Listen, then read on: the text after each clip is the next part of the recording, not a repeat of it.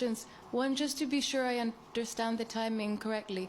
The 1.1, which is for debt financing, is going to be agreed on in late October at the Board of Directors meet. I mean, it's been politically agreed, but the disbursement is going to be green-lighted at the end of the month. Is that right? And the second question, which is about the IMF and the role of the IMF, is just you keep saying that on debt relief, what we agreed in May is what's on the table, but it seems the IMF wants some further clarification that what was agreed in May, and I was just wondering if you could explain to us, timing-wise, if and when we're going to get some more detail about particularly the medium-term measures for debt relief. Thank you. Right. The procedure, Klaus knows better than I do, is that the 1.1 has now politically been agreed. And then the Board of Directors needs to take a formal decision, and Klaus probably knows exactly when that is. Yes, the Board of Directors have their next regular meeting in 2 weeks' time, so it will happen then. We could do it earlier, but there's no need to have a special meeting on this. It will be taken when the Board of Directors meets anyway, but this is a legal, formal requirement that we have to do. The political authorization happened today. And in that same meeting, there could also be a decision on the 1.7, depending on the verification of the September data, which I emphasize again is just a technical issue. There is no political debate about it or problem. The second one was IMF and debt. Well, I keep saying that in the May agreement in the Eurogroup, we outlined, let's say, the 3 buckets of measures.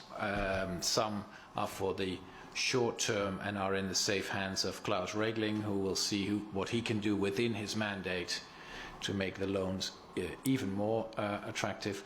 Well, attractive is not the right word. Bearable. Second, a number of possible measures which could come into force, which we could use, but we will decide at the end of the program. For 2 reasons. We want to make sure that the program is fully implemented, and we want to see then where we are economically and what is needed. And in the third bucket, we talk about a commitment for the future, which has to be two-way commitment. That's what's on the table. And the IMF will have to, on that basis, said we will go to the board. Whether they need more clarification on those elements, I don't know. But I'm sure that at a technical level we are open to talk to the IMF on that, and work will continue. But I'm not going to reopen the debt discussions in the Eurogroup every month. And I say that to you, and I say that to the colleagues. Some are eager to do so, but I'm not. Let's go to the gentleman over there. Ivo Crizzi, Corriere della Sera, about the discussion on the draft budgetary plans. As you know, Italy is asking for more flexibility for 2017, and I would like to know if you specifically discussed this issue, and if inside of the Eurogroup, inside of the Commission, everybody agrees on the same guidelines, on the same attitude in considering this request of flexibility. I think I'll turn to Pierre first, because it's, first of all, for the Commission to judge. We did not discuss in the Eurogroup the draft budgetary plans. We expect them for the end of the week. And I cannot comment on figures and measures that I didn't receive in detail. It's no secret that we are already working at the level of services, that we had and will have some political meetings. I met with Minister Padoan in Washington 2 days ago. The position of the Commission is well known. We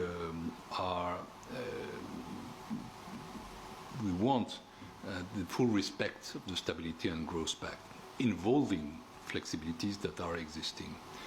Those flexibility were widely applied to Italy in the past for investment or for structural reforms.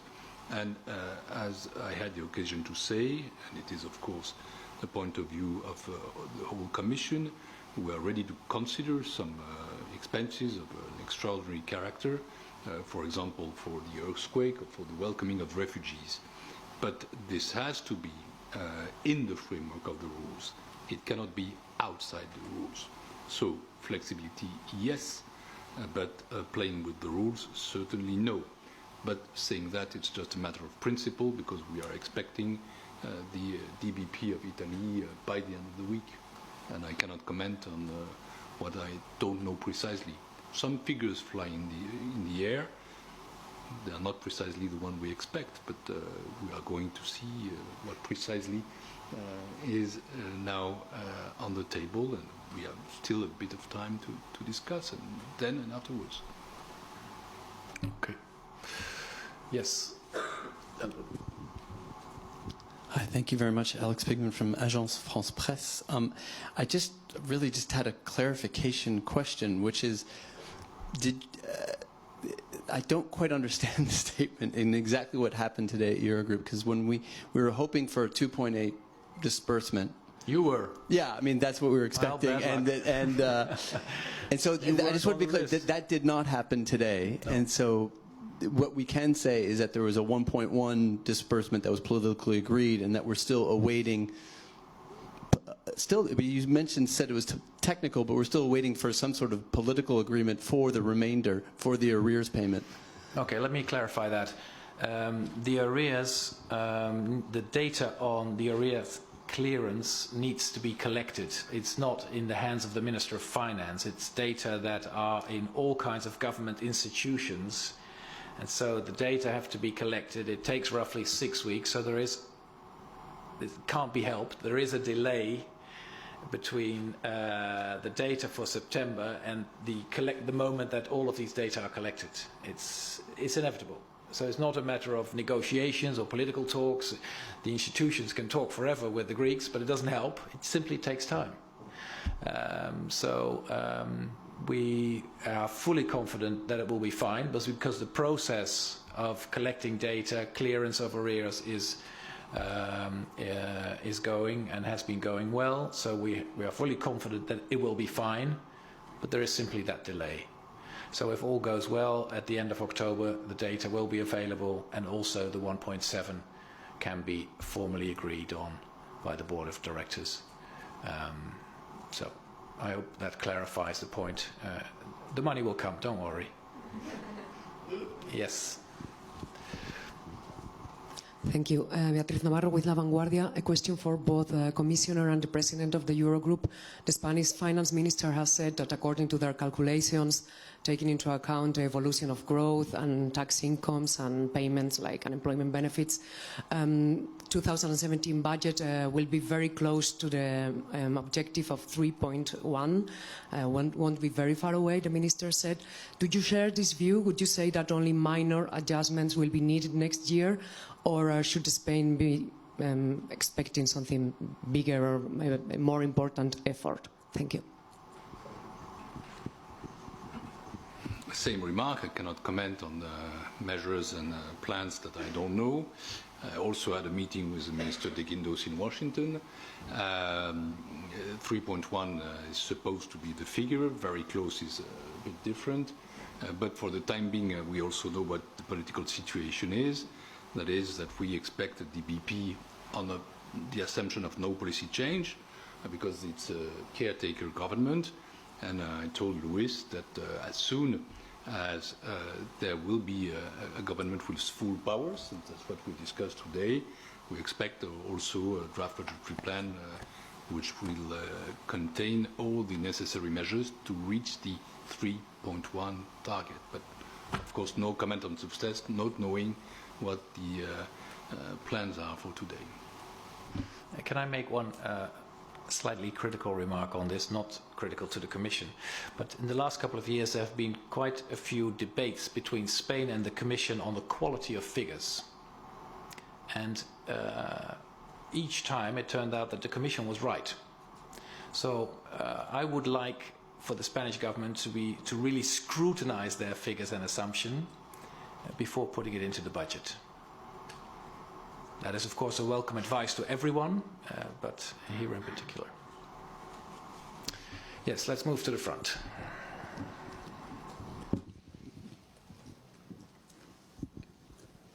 Athanasios with the Cyprus News Agency. I got a question on IMF again, because there seems to be some talking about the rules of the IMF. No one specifically quotes those rules. So we could suppose that the IMF, as the most senior creditor, would like to be paid out first when Greece will start paying back its debt. So are you going to be addressing that specific point of the seniority of the IMF while restructuring the rest of the debt? That's the question. Thanks. I don't think we want to say anything on this topic. It's not been discussed today. It's not been discussed at the IMF. It may come up later. So, next question. Right, there's a very enthusiastic lady at the back. She knows a lot about Spanish butchers. Thank you, but I put my question in French, please.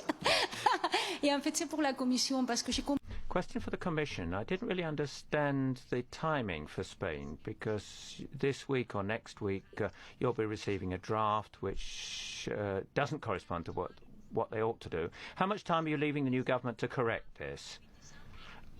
Up to the 8th of December, or can they take the necessary time, even if that takes it past the Christmas break? Nous sommes toujours en train de raisonner. Well, we're always talking about scenarios, hypotheses. I don't really like talking those terms.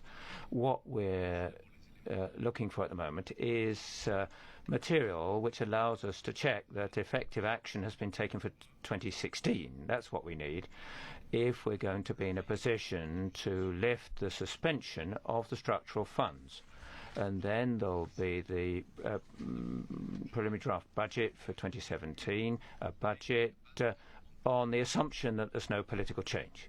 Then, no more than you. I mean, I'm not in a position to know how politics will develop in Spain over the coming months. It might well be that there's a government in a matter of months. It may take longer. So we'll have to discuss the method. And we need a government in a position to present a draft budget. I don't know what government that will be and when it will be, but we hope that they submit this rapidly, and it should be a genuine draft budget with the economic policy of the government, which will be proposed by it. But that's the method that we've accepted today. All right.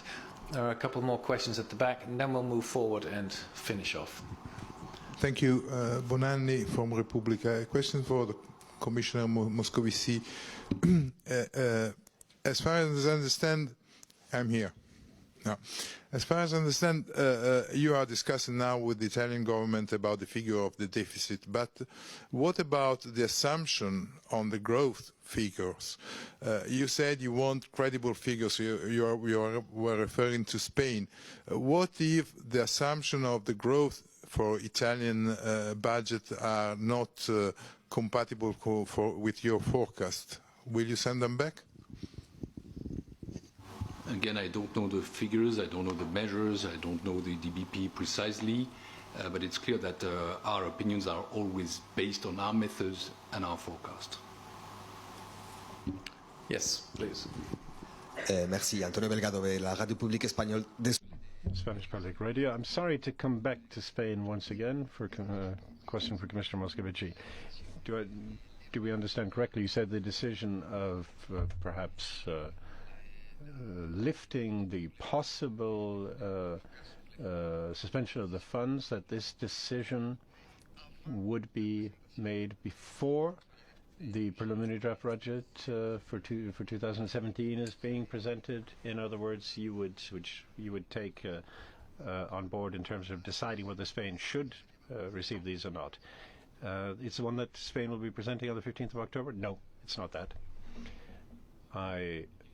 Let me just repeat what I probably didn't explain that clearly enough. We have the structural dialogue with the European Parliament. We will take account of that. And secondly, the decision on suspension is not optional. It's compulsory for us. We have to respect. We have to play by the rules.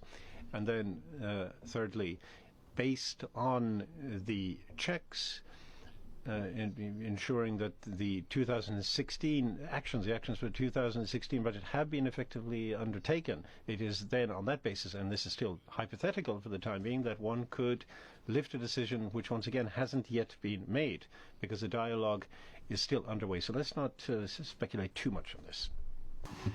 Right. No, I'm moving forward. Sorry. Yes. Thank you very much. Eleni Varoutsioti from Καθημερινή Greece. I have two questions. The first question is on the completion of the milestones. I know the Commission gave the report that everything is completed, but I understand there are some issues, let's say the governance of the banks and some other issues that are not completed. Do we expect those to go to the second review? And second question on the IMF. I remember in the May statement, the IMF said that till the end of the year they will see if they're going to participate or not. Do we expect more clarity on the midterm measures in the coming months? Perhaps Pierre knows more about the details. We have said, and this is basically always our conclusion, that the milestones have been broadly complied with, I think is the terminology that the Commission always uses. So whether that is 95, 97 or 99%, it's not, well, actually for me not relevant. We have agreed that it's done. Yeah, broadly compliant means each and any of the milestones have been completed. But of course, there are decisions to be taken, for example, on the appointment of the management of the board, etc., etc. So there is still some work to be done in the implementation. But for the milestones, we consider that they have been completed. That's why we said that it was broadly compliant, and we recommended that the decision that was finally taken should be taken. And so let's not try to enter into too much detail. The 15 milestones have been completed, and so we are broadly compliant with the demands or requirements for the first review. Yeah. On the debt measures, there's not really much more that I can say that I have already said. So the first set will be worked on by Klaus Regling and the ESM, and will be discussed later on with the, I think in the EWG, and we'll hear from them in the coming weeks, month. The second set, here we have designed the possible measures, but to what extent, to what size they will be needed is, in the mind of the Eurogroup, a decision which can only be taken at the end of the program. And the IMF, of course, will have to make its own assumptions on what is needed, because they will be doing a DSA at the end of the year. So that's simply up to them. We have always said that we are committed to use these instruments for debt relief on the basis of full implementation of the program, and if and when necessary. And that is for a later moment to decide. Last question. So, Jim Brunsden from the Financial Times. It's a question for President Dijsselbloem. On the doorstep earlier, you said that you'd hope there'd be a decision on participation from the IMF by the end of the year. Is it problematic for you in any way if that decision stretches on into 2017? And is there any kind of risk of a kind of cloud of uncertainty over the programme the longer this goes on, and we don't know whether the IMF is properly coming in or not? Well, obviously, I think it's important to have clarity on that as soon as possible. The IMF has, on the basis of the agreement in May, said they would go to the board before the end of the year. And that has been confirmed in Washington. So that is what we should all work for. And I have no reason to start talking about a later period. I don't think that would help. Last question.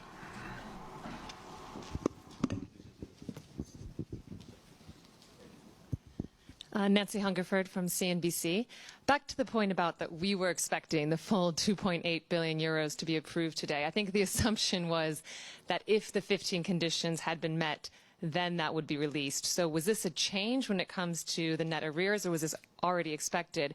And how did Greece respond? How did Finance Minister Sakalidis respond? Was he surprised?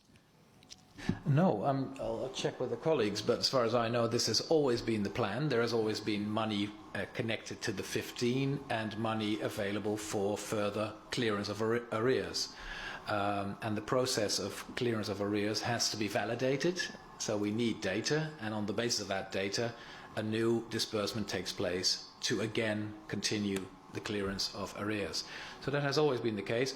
I'm sorry we didn't provide you with that information before, because now you're disappointed. There's no reason to be disappointed. There is good news. The 15 have been done. The institutions have been clear on that. So that political deal is done. The other part is only a technical issue. There's no political issue or... And was the decision unanimous, is my other question? Was everyone always agreeing that the 15 conditions had been met? Always. Okay. All right. As the Eurogroup, we only take unanimous decisions. With enthusiasm. Thank you. Thank you very much. Okay.